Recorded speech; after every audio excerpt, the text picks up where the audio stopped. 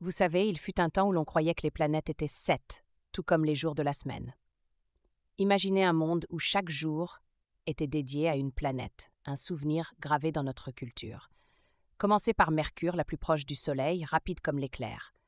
Ensuite, Vénus, le symbole de l'amour et de la beauté. Puis la Terre, notre foyer, suivi de Mars, le dieu de la guerre. En continuant, on rencontre Jupiter, colosse parmi les géants, et Saturne, avec ses anneaux majestueux qui nous fascinent depuis des siècles. Derrière eux, Neptune et bien sûr Uranus.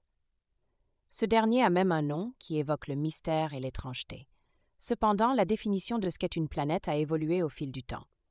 Autrefois, le Soleil et la Lune faisaient partie des 7, qui étaient considérés comme des wanderers, ceux qui errent parmi les étoiles fixes. Cela nous rappelle que notre compréhension de l'univers est en constante évolution. Et quand on pense aux jours de la semaine, chaque nom révèle une histoire fascinante.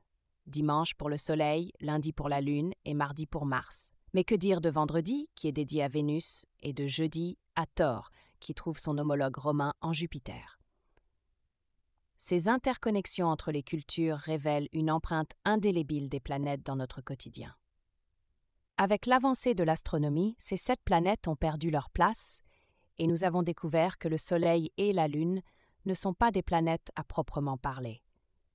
Ainsi, le nombre de planètes a fluctué, mais l'impact de ces anciennes croyances reste vivace. L'évolution de notre vision de l'univers est une invitation à s'interroger. Chaque planète, chaque jour, chaque nom porte l'empreinte d'histoire racontée à travers les âges. Cela nous rappelle que malgré notre quête de science, les mythes et les légendes continuent de façonner notre culture, et elles nous rassemblent autour d'un même ciel étoilé.